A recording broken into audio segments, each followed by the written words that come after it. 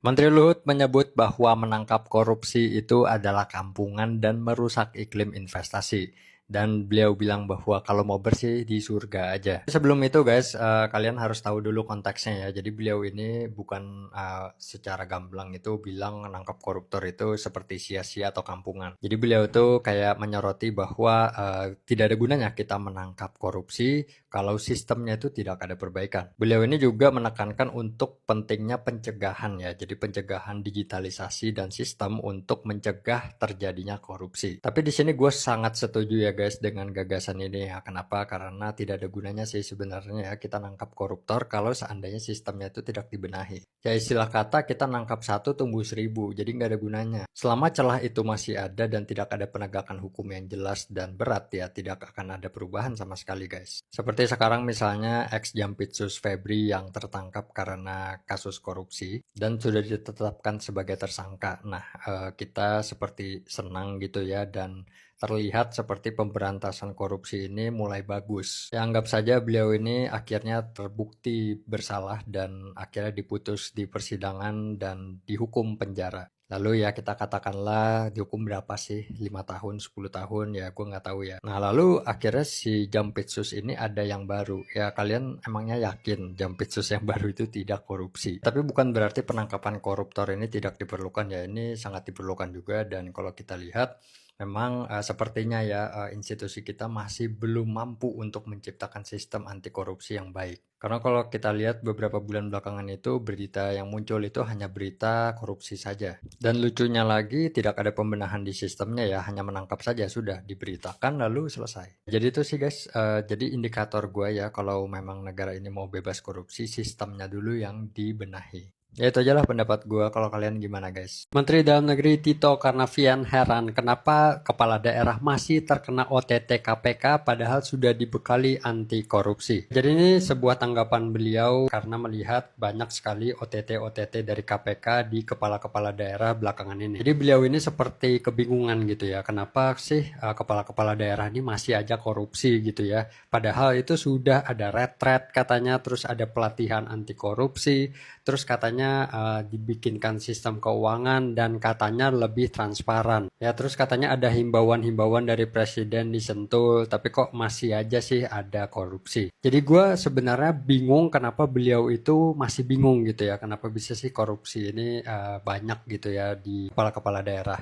Yang pertama adalah memang kesempatannya itu sangat ada dan ini sudah menjadi budaya. Lalu yang terburuknya seandainya di OTT KPK pun itu hukumannya ya ringan-ringan saja ya, paling berapa tahun sih dikurung. Belum lagi udah dikurung mereka tetap dapat fasilitas dari penjara gitu ya. Ya konon katanya mereka tetap bisa berkeliaran kemana-mana walaupun masih di penjara. Ya walaupun gua nggak tahu lah faktanya seperti apa ya, tapi isunya sih seperti itu. Ya tentu saja mereka akan berusaha untuk mendapatkan uang yang lebih banyak ya, karena kan mereka udah keluar duit tuh untuk kampanye dan lain-lain. Dan tentu saja sangat menggiurkan ya, uang yang bisa dikorupsi itu kan nilainya miliaran bahkan sampai triliunan.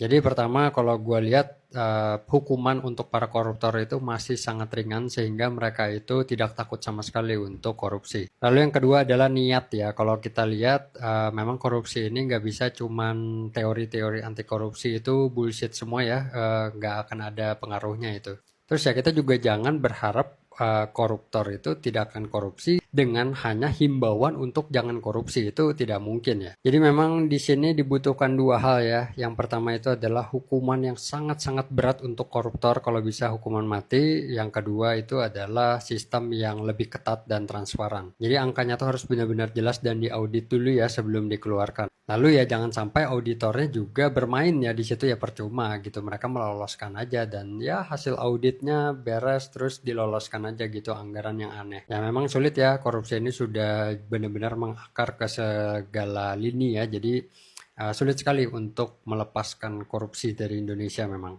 Dan satu lagi ya, solusinya itu bukan menaikkan gaji dari pejabat-pejabat, itu bukan itu solusinya. Ya itu aja lah guys, ya mudah-mudahan Pak Tito jangan bingung lagi ya kenapa sih masih banyak pejabat daerah yang kena OTT KPK. Dalam logika. Guys, breaking news. Breaking news. Kepala BGN Nanik Esdean akhirnya mengundurkan diri dari jabatannya sebagai Kepala BGN. Dia pamit katanya mau menjalani pengobatan jantung. Ya menurut gua lebih baik begitulah daripada selalu menonton drama nangis, dikit-dikit nangis. By the way, tumben nih ada pejabat yang berani mengundurkan diri. Ada apa dengan BGN? Mudah-mudahan aja MBG akan dihentikan. Bener nggak? Atau mungkin Nanik Esdeyang mau lebih konsentrasi jadi komisaris Pertamina-nya. Tinggal nunggu Raja Juli Antoni nih. Kapan dilengsarkan? Kapan dirisapel? Kalau nunggu mengundurkan dirinya beliau, ya sampai lebaran kuda pun dia tidak akan mengundurkan diri. Salam logika. Kang Deddy Mulyadi, Bapak Aing, kemana nih? Kira-kira tahu nggak kasus ini?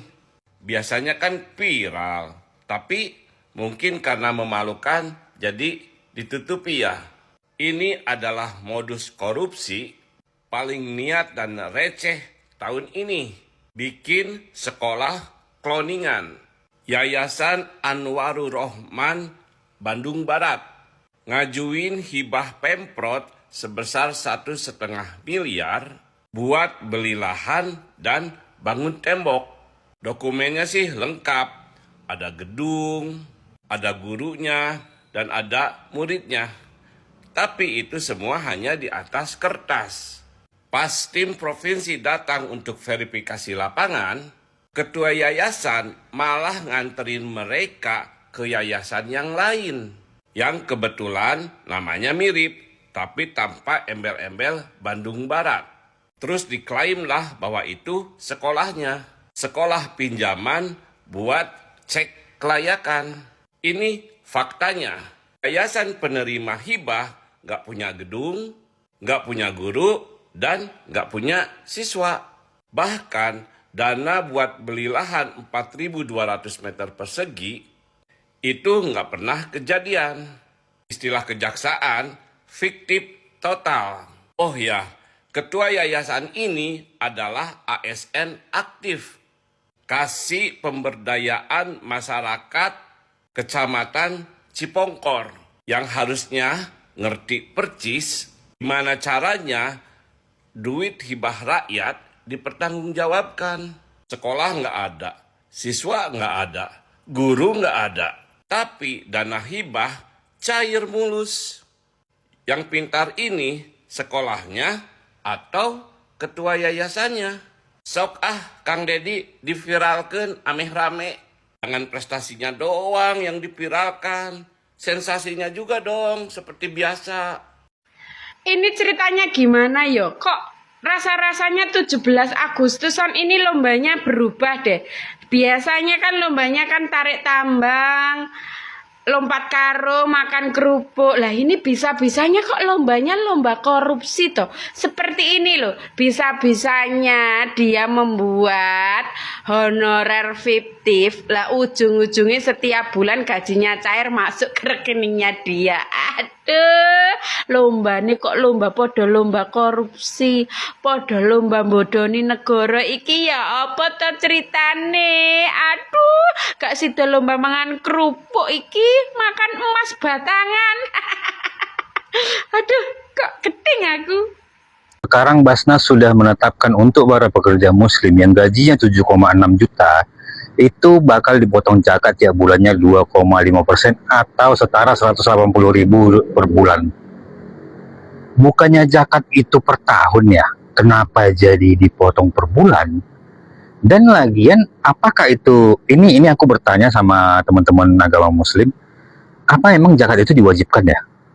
Jadi kalau contohnya orang yang nggak mampu, yang gaji dia walaupun 7,6 juta tapi pas-pasan untuk kebutuhan rumah dan anak istrinya, apakah itu harus dipaksakan dipotong?